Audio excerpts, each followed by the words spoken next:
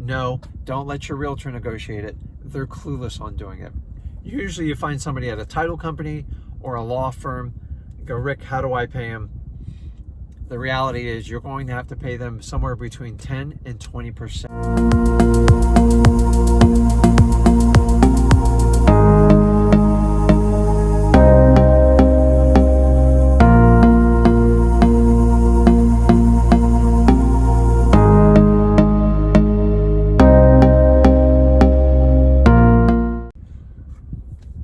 What's up, guys? It's Rick Ginn here with Flip with Rick, and I get a lot of questions about flipping short sales.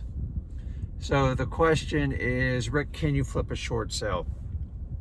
And my short answer is yes. My long answer is you better know what you're doing when you do it. So I'm going to give you 4 keys that you must do to have a successful short sale flip. Any short sale you're looking to buy, from a realtor, from a homeowner, or even if it's on MLS, if it's a short sale. There's 4 things you must know. So first off, what the hell is a short sale? Short sale is really simply where the owner of the property owes more on the mortgage than the property's current market value. So if the house is worth $200,000, that's the actual value of the house, and they owe $300,000, they are in a short sale position. So that's the definition of a short sale. Why would someone want to do a short sale? To be honest with you, they want to get rid of the property. They can't afford it. They owe too much and they want to move on. So you must understand the homeowner has to qualify for a short sale. So what's a qualification for a short sale? Let me give you a hint. You can't just tell the bank, I don't want to pay the mortgage anymore. That is not a qualification event. A qualifying event is some sort of life event. Death of a family member that was helping support the mortgage, like a spouse. Number 2, loss of job. That would be a big one.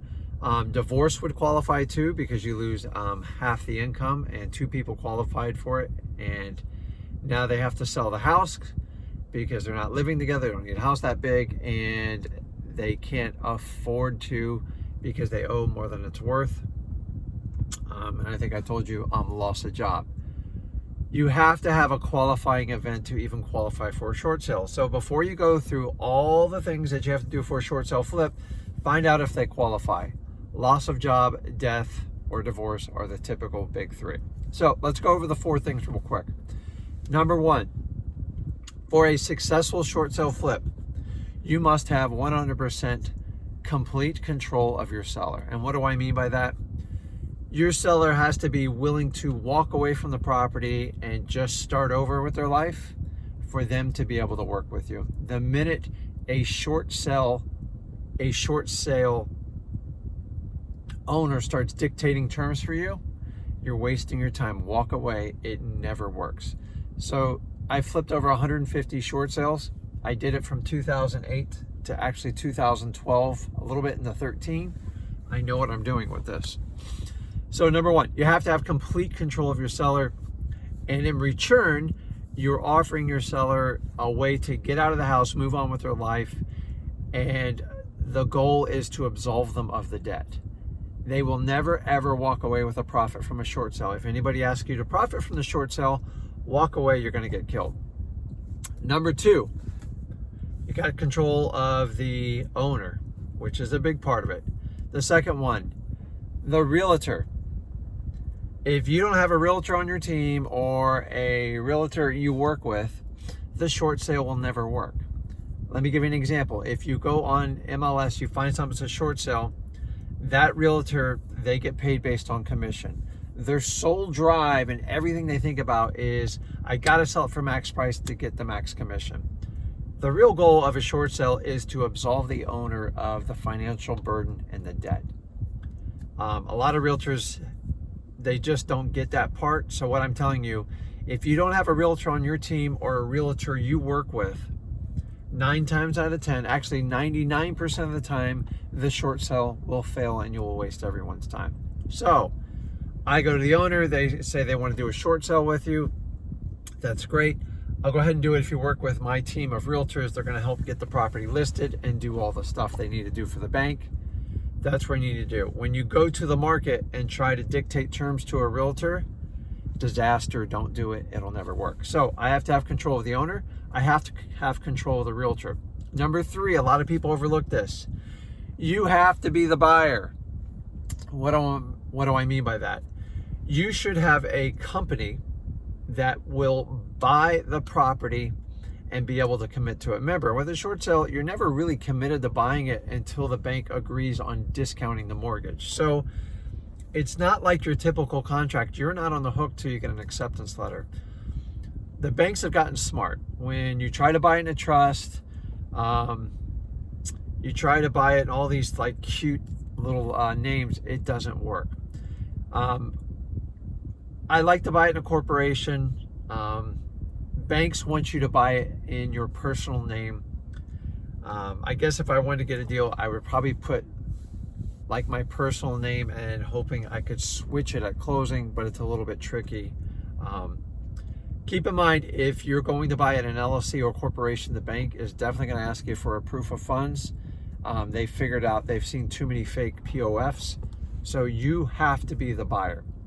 It doesn't mean you're going to buy it in the end, and it's an advanced strategy I teach in my Flip with Rick University on how to flip short sales. Last but not least, that was 3. So you got to control the owner, control of the realty company or the broker. You have to be the buyer. You have to control it. So if you have to give a proof of funds, so you can dictate what's going on. Last but not least, you have to have someone to negotiate the contract. No, don't let your realtor negotiate it. They're clueless on doing it. Usually you find somebody at a title company or a law firm. Go, Rick, how do I pay them? The reality is you're going to have to pay them somewhere between 10 and 20% of the profit. And typically you have to guarantee them $500, at least a minimum of $500 to $1,000 on every short sale flip you do. It is a huge task to negotiate these now. It used to be really simple. It's very complicated. You have to have a negotiator that understands the paperwork, understands your system and what you're doing, and you can get it done. Now, I know some of you say, well, Rick, I can do it myself. No, you can't. If you've never done it, I'm telling you, it's extremely tricky. I did them in the beginning myself. I wouldn't even try right now. It's almost like a court proceeding you have to go through. So remember I talked about cooperation of the homeowner. You have to get the homeowner's last 6 months of bank statements. You got to get social security numbers, a lot of sensitive information. If they're going to fight you up front, don't even bother. The short sale flip will not work. So 4 things that you must have, or you must accomplish to have a shot at a successful short sale flip is control of the owner. You have to have control of the realtor, meaning the listing and the brokerage part. You have to be the buyer, meaning you have to have control of that company and what you're doing, buy it in a corporation or an individual. And last but not least, you got to have a negotiator. It's complicated, it's technical, there's a lot of paperwork, bank statements, hundreds if not sometimes thousands of pages of documents, and they will help coordinate that between you and your seller. And if that all goes right, I could probably do a part 2 on learning how a BPO works in a short sale. Pretty much got that down to a science. And Rick, can I flip a short sale? Yes, you can, but you have to understand the process and the paperwork. So accomplish those first 4 things, and I'll do a part 2 and tell you actually in the short version how you can actually flip a short sale. So that's it. That's Rick with Flip with Rick. And these are the 4 steps you need to accomplish a successful short sale. I'll see you on the other side.